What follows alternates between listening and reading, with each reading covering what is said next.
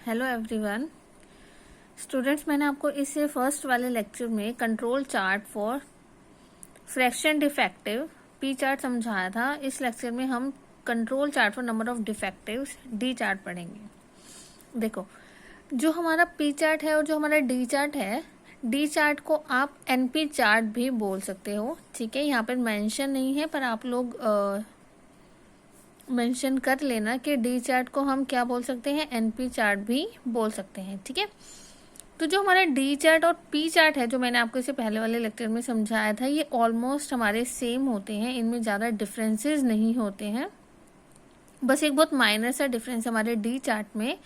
तो वो क्या होता है, देखो, if instead of p the sample proportion defective we use d, the number of defective in the sample, then the 3 sigma control limit for D chart are given by।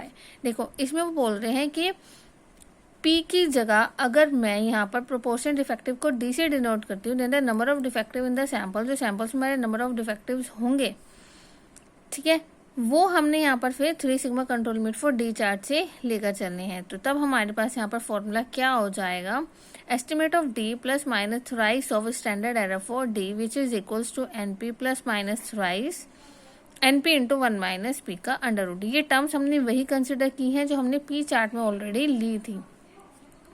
तो जो d chart और p chart में हमारा difference है वो ये होता है कि जैसे मान लो हमने पी चार्ट में ये चेक करना था कि हमारे नंबर ऑफ डिफेक्ट्स कितने हैं। जैसे अगर मेरे पास सैंपल ऑफ साइज n है, जो भी मेरे पास सैंपल ऑफ साइज होगा उसके अकॉर्डिंगली मेरा कितना प्रोपोर्शन आ रहा है नंबर ऑफ डिफेक्ट्स में। तो हम डी चार्ट में क्या चेक करते हैं, हम ये चेक करते हैं कि अगर सैंपल साइज n में हमारे जो भी प्रोपोर्शन हो रहे हैं नंबर ऑफ डिफेक्ट्स के, वही सेम चीज़ हमारी कितनी बार रिपीट हो रही है हमारी ऑर्गेनाइजेशन में।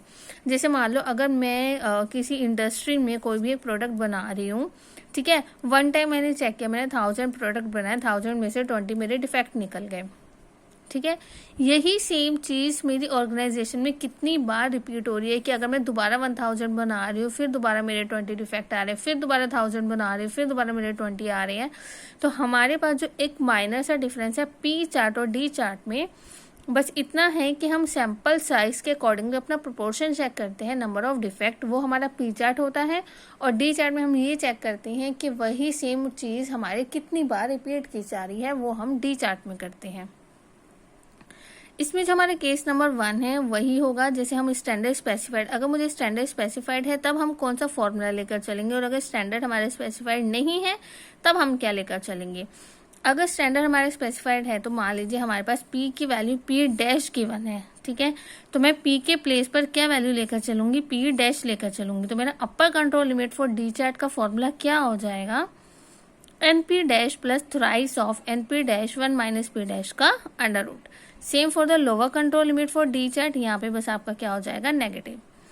Central line for D chart हमारा क्या हो जाएगा, NP dash. Again for case number 2 standards not specified, देखो यहाँ पर ना सब कुछ हमें डिफाइन नहीं किया हुआ, क्योंकि जो हम पी चार्ट में ऑलरेडी पढ़ चुके हैं वही सेम हम यहाँ पर लेकर चलेंगे। तो इन्होंने डायरेक्टली हमारा यहाँ पे अपर control limit, lower control limit और सेंट्रल लाइन को डिफाइन किया हुआ है। आपने स्टैंडर्ड नॉट स्पेसिफाइड जो यहाँ पर ये केस है, आपने पी चार्ट में से ही सारा का सारा एज इट इज लेकर चलना है। तभी हम यहाँ पर जो पी बार यानी कि जो मैं एस्टिमेट लेकर चल रही हूँ वो मेरे पास क्या हो जाएगा, upper control limit for D chart that is equals to np bar plus thrice of np bar 1 minus p bar का अंडर रूट। यही से मेरा लोअर कंट्रोल लिमिट के लिए हो जाएगा, तो ये हमारा पॉजिटिव है और ये हमारा क्या हो जाएगा, नेगेटिव। और central line for D chart आपको पता ही है क्या हो जाएगा, एनपी बार, इसलिए हम इसको डी चार्ट या फिर एनपी चार्ट भी बोलते हैं। एट दी एंड हमें पता है कि since p can not be negative, so LCL as given by above formula comes to be negative, then it can be taken as 0। ये हमें पता ही है कि जब भी अगर हमारे पास एलसीएल की वैल्यू नेगेटिव हो जाती है तो हम उसको नेगेटिव कंसिडर नहीं करके चलते हैं, हम उसकी वैल्यू को 0 कंसिडर करके चलते हैं। चलिए, इसके बाद हमारे पास एक रिमार्क आता है। रिमार्क में आपको सारा डिफाइन नहीं करूंगी, मैं बस आपको इसकी एक समरी बता रही हूँ, आप लोग इसको रीड करोगे, ठीक है। मैं बस आपको इसका ओवरव्यू दे रही हूँ। जैसे रिमार्क नंबर 1 में वो हमें क्या बोल रहे हैं, जैसे हमने पी चार्ट और डी चार्ट पढ़ा है, तो अगर हमारे पास उसमें कोई एक फिक्स्ड सैंपल साइज हो जाता है, मान लो कि हमारे पास जो भी सैंपल्स हम लेकर चल रहे हैं, सैंपल साइज जो हम लेकर चलते हैं ना, जैसे n की वैल्यू हम लेकर चलते हैं, अगर मेरे पास सारे के सारे सैंपल साइज क्या होंगे, सेम, तब आप यहाँ पर जो पॉपुलेशन प्रोपोर्शन का फॉर्मूला है वो आप ये लेकर चलोगे। ठीक है, ये आपको ही रीड करना है। ये मैं पहले आपको इसे फर्स्ट वाले लेक्चर में समझा चुकी हूँ, तो ये आपको रीड करना है। मैं बस आपको ये बता रही हूँ कि हमें क्या बोल रहे हैं। सेकंड पार्ट में हमें क्या चेक करना है कि अगर मेरे पास पी चार्ट और डी चार्ट है for the variable sample size, तो इसके हमारे कुछ सेवरल मेथड्स होते हैं। ठीक है, जैसे method number 1, method number 2। Method number 1 में वो हमें क्या बोल रहा है कि अगर मैं पी चार्ट और डी चार्ट लेकर चल रही हूँ वेरिएबल सैंपल साइज के लिए, ठीक है ना, एक तो हम सैंपल साइज लेते हैं, एक हम यहाँ पर ले रहे हैं वेरिएबल सैंपल साइज। क्या डिफरेंस है? Number of items inspected and in each sample varies. For P chart, separate control limit have to be computed for each sample, while the central line is invariant, whereas the D chart control limit as well as the central line has to be computed for each sample. कि जैसे हम यहाँ पे P chart और D chart को पढ़ रहे हैं, तो जो हमारा P चार्ट होगा, ठीक है, वो सेपरेट करेगा हमारे कंट्रोल लिमिट्स को हर एक सैंपल के लिए। वेयर एज अगर मैं डी चार्ट की बात करती हूँ, तो वो हमारा क्या करेगा, कंट्रोल लिमिट को सेंट्रल लाइन के साथ ही कंप्यूट करेगा हर एक सैंपल के लिए। तो हम इस टाइप के लिमिट्स को क्या बोलते हैं, वेरिएबल कंट्रोल लिमिट्स बोलते हैं। In such situation P chart is relatively simple and is prefer to D chart which becomes very confusing. तो इस केस में हमारे पास पी चार्ट क्या होता है, थोड़ा सा इजी होता है, और जो हमारा डी चार्ट होता है वो थोड़ा सा कंफ्यूजिंग होता है। तो ये चीज़ हमें क्या करनी होती है, ध्यान रखनी होती है। ठीक है, now the second method is, अगर हमारा n वेरी कर रहा है, then we have to separate the control limit are calculated for each sample. तो हम क्या करते हैं, अपने कंट्रोल लिमिट को कैलकुलेट करते हैं हर एक सैंपल के लिए। कैसे? Standard error for p that is equal to under root of p q divided by n। It should be noted at the smaller the sample size wider the control band. अगर हमारे पास जो sample size smaller होगा, तो जो control band होगा वो क्या होगा, हमारा वाइडर होगा। ये हमारा वाइस वर्सा है कि अगर ये हमारे पास वाइडर है तो वो हमारा क्या होगा, स्मॉलर होगा। So if the sample size does not vary appreciably, then single set of control limit based on the average sample size. तब हमारे पास वो किस पर बेस्ड होगा, हमारे एवरेज सैंपल साइज पर बेस्ड होगा। ठीक है, तो ये हमारा क्या है, मेथड नंबर 2।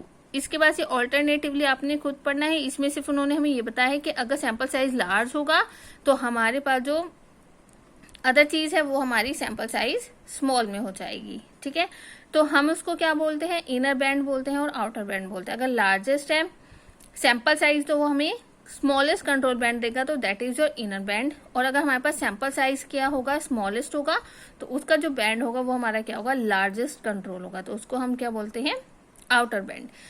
अभी ये थ्योरी में आपको इतना क्लियरली अगर नहीं एक्सप्लेन हो रहा है, तो कल नेक्स्ट लेक्चर में जब हम पढ़ेंगे तो हमारे एग्जाम्पल्स होंगे, तो एग्जाम्पल्स में जब आप प्रैक्टिकली करोगे तो आपको ज्यादा अच्छे से क्लियर होगा।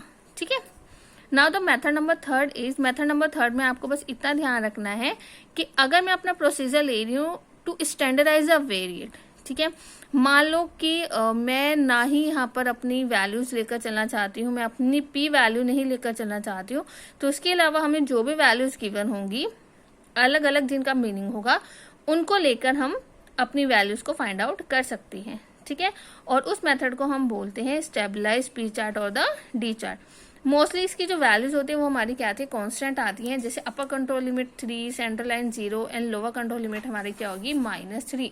तो वैल्यूज इसकी हमारी क्या आती हैं, कांस्टेंट आती हैं, तो वो हमारा क्या होता है, मेथड नंबर 3। ठीक है, यहाँ पे आपका ये रिमार्क खत्म होता है। इसके बाद देखो नेक्स्ट हमारा टॉपिक है इंटरप्रिटेशन ऑफ पी चार्ट। अभी जो मैंने आपको पी चार्ट समझाया था, अब हम उसकी इंटरप्रिटेशन चेक करते हैं। देखो इंटरप्रिटेशन में कुछ हमारे पास वैल्यूज हमें बताई हुई हैं, कुछ इंपॉर्टेंट पॉइंट्स हमें बताए हुए हैं। जैसे देखो, from the P chart a process is जज to be in a statistical control in the same way as is done in the X bar and the R chart. तो हमने कह रहा है कि जो पी चार्ट प्रोसेस है वो हमारा बिल्कुल सेम है जैसा हमने एक्स बार और आर चार्ट में पढ़ा था। अगर हमारे सारे के सारे पॉइंट्स क्या कर रहे हैं, within the control limit है, without exhibiting any specific pattern, तब हमारा प्रोसेस क्या होगा, कंट्रोल में होगा। तो यही सेम चीज हमने एक्स बार और आर चार्ट में पढ़ा था, वही हमारा पी चार्ट में होगा। ठीक है, सेकेंड पॉइंट में वो बोल रहा था, point outside the UCL are termed as high spot.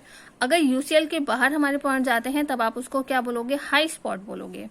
So these suggest deterioration in the quality and should be regularly reported to the production engineer. So the reason for such deterioration could possibly be known and removed if the details of condition under which data are collected were known. कि जो हमारे reasons हैं वो हमें पता होने चाहिए और हम उसको रिमूव कर सकते हैं अगर हमारे पास क्या है, सारी की सारी डिटेल्स हैं, हमारे कंडीशन जो भी हमारी हैं उन डाटा को हम कलेक्ट जो कर रही हैं, सारी की सारी चीज़ें अगर हमें पता होंगी तो हम इजीली उसको क्या कर पाएंगे, रिमूव कर पाएंगे. थर्ड पॉइंट में वो हमें बोल रहा है कि अगर point below to the LCL होगा तब वो आपका क्या हो जाएगा, लो स्पॉट हो जाएगा. So such point represent a situation showing improvement in the product quality. तो यहाँ पे अगर वो हमारा बिलो जा रहा है उसको हम लो स्पॉट बोल रहे हैं, तो वो हमारा क्या रिप्रेजेंट कर रहा है कि उसमें हमारी प्रोडक्ट क्वालिटी में इंप्रूवमेंट हो रही है. So however before taking this improvement for granted it should be investigated if there was any slack in inspection or not. तो पहले हम ये चेक करेंगे कि कोई भी हमारे यहाँ पर स्लैकनेस तो नहीं हो रही है, पहले हम उसकी इंस्पेक्शन करेंगे, फिर हम देखेंगे कि वो हमारी इंप्रूवमेंट में आ रहा है या नहीं आ रहा है. खुद से पहले ही हम उसको इंप्रूवमेंट के लिए कंसिडर नहीं करेंगे. So now when a number of points falls outside the control limit, a revised estimate of P should be obtained by eliminating all the points that fall above UCL. ठीक है, तो हमने यहाँ पे सबसे पहले क्या करना है, ये चेक करना है कि सारे के सारे पॉइंट्स अगर हमारे आउटसाइड द कंट्रोल लिमिट हैं, हमने क्या करना है, रिवाइज करना अपने एस्टिमेट को और एलिमिनेट करना अपने सारे के सारे पॉइंट जो हमारे यूसीएल के बाहर होंगे. Then the standard fraction defective p should be revise periodically in this way. इस तरह से हमने क्या करना है, हर एक चीज को अंडर कंट्रोल रखना है. So it is assume that points that fall below LCL are not due to the faulty inspection.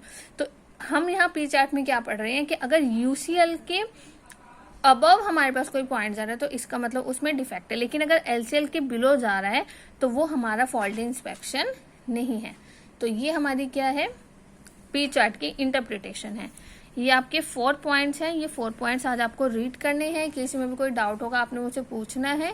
Next lecture में हम इसके एग्जाम्पल्स करेंगे, इसलिए पहले आप इनके डेफिनेशंस, फॉर्मूलाज ये सारे आज आपको रीड करने हैं, चेक करने हैं. और अगर किसी को भी कोई डाउट होगा तो आपने मुझसे आज ही पूछना है, अदरवाइज आपको कल के एग्जाम्पल समझ नहीं आएंगे. ठीक है, and please right your name and roll number in the comment box, तभी आप लोगों की अटेंडेंस मार्क हो रही है. अदरवाइज मैं किसी भी स्टूडेंट की अटेंडेंस मार्क नहीं कर रही हूँ. Thank you.